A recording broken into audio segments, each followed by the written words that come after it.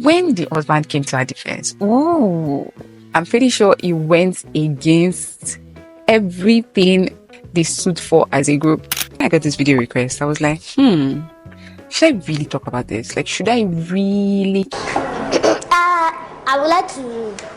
I would like to. You guys know we do a lot of serious topics on this channel, but at the same time, I decided to let you guys decide, and majority carries the votes. So here we are talking about it. Shout out to you who brought this to my attention, by the way. It's a backstory. It started with this girl that went to the gym. She took some nice pictures, most likely after working out.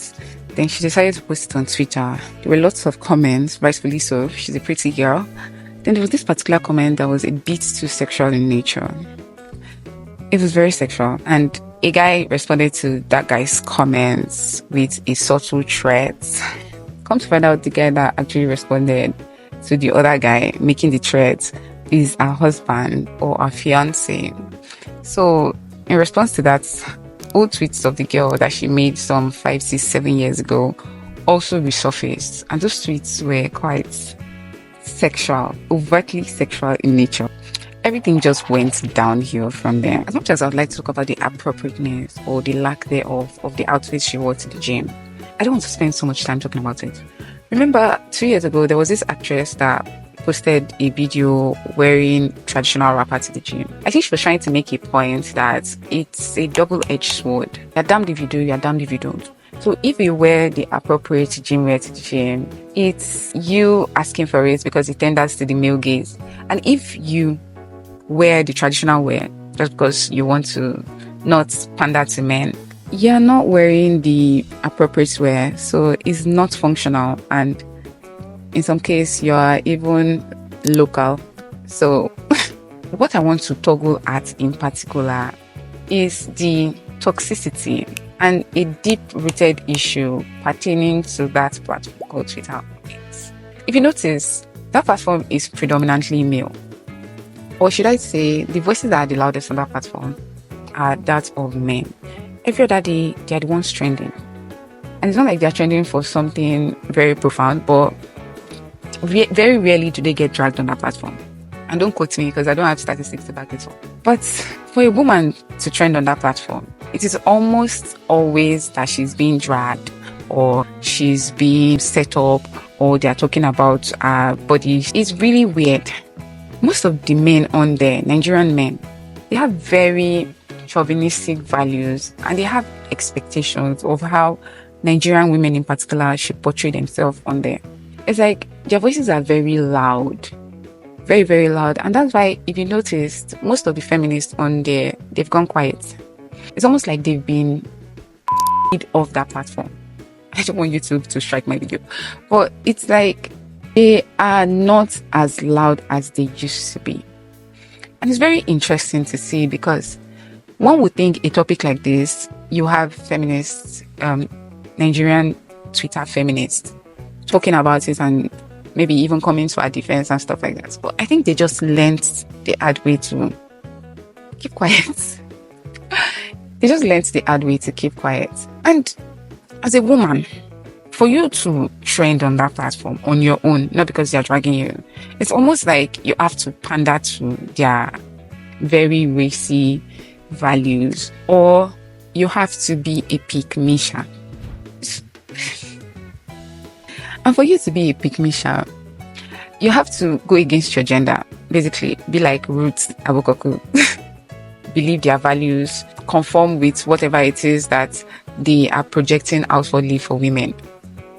Kind of like saying, I am not like the other girls. Twitter men will like you.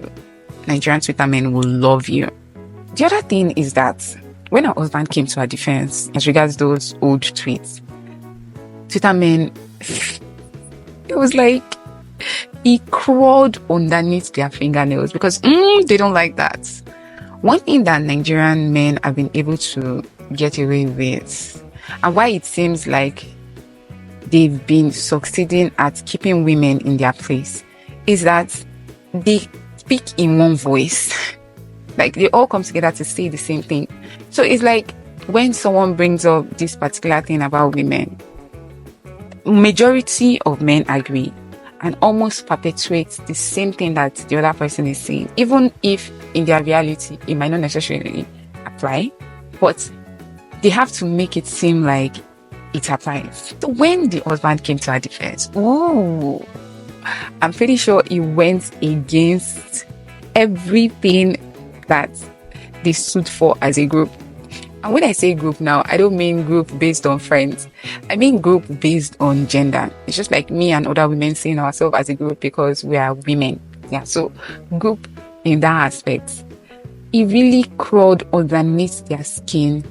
And it was very crazy to watch because I'm pretty sure Nigerian feminists like me would be laughing in their respective homes because they didn't even need to come and soft pedal anything. It was more like the men were fighting each other. And in my opinion, the woman in question didn't have so much to say. I would not have said anything. The damage has been done. The damage has already been done. So I wouldn't have said anything likewise. I'm going to just leave the men to fight it out or just naturally let it die out on its own. It was almost like battle of misogyny. And I'm not saying our husband is misogynistic in, that aspect. But I think we can safely see that most Nigerian men, to a certain extent, have or perpetuate misogynistic values. So it's very interesting to see them toggle this out. It just shows you that reality is different from social media.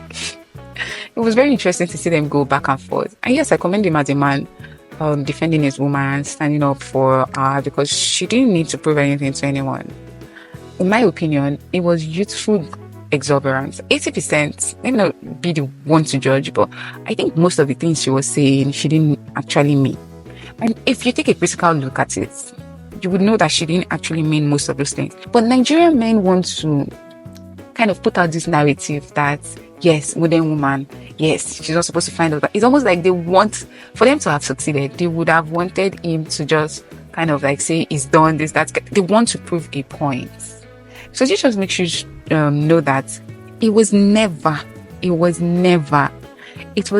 about the picture. Neither was it about the old tweets. Because if you just take a look at those tweets objectively, you would know that she didn't actually mean most of it. It was about humbling women, putting women in their place. That was what it was about. It was not about trying to maybe prevent their fellow man from dating someone that was an OS or stuff like that. No. It was about humbling women, making women see that if you are doing this, and a lot of them are incels, I'm sorry to say. A lot of them are incels. It's their lack of ability to secure a woman that makes them have or conform to specific values relating to that. Like, it's just crazy. It's just crazy. And it also takes me back to when Mommy Z trended and how they all came around her, contributed for her, trying to uphold her as the standard of how women should be in society. Until now, that is one of the issues why Mommy Z and these men are like this. They're like 5 and 6. It's like they so badly want to project Mommy Z as someone that every woman should look up to. And fine. She should have deleted those old tweets.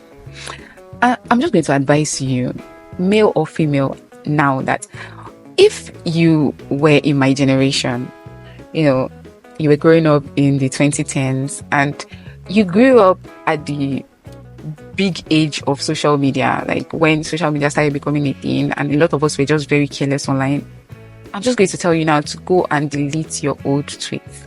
Go and delete your old pictures, like things that can just complicate your life in future. Just go and delete them, because to sit down here and judge someone for what they did years back, when I'm pretty sure if you just go down the rabbit hole of your own life, you would see that, yeah, like not everything you said or did in 2014, 2015 was actually acceptable behavior.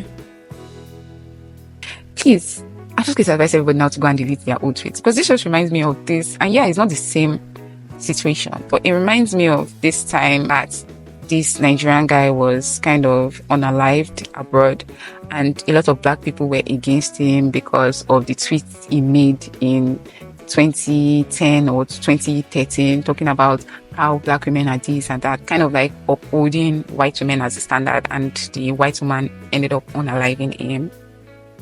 It just proves to you that something you said years ago can definitely be used against you. Like, they can hang it over your head. So it applies to everybody. Just go and delete it of your old tweets and show them in the day. All in all, this week was just very interesting to see how they were just kind of coming for each other. It was battle of the misogynists.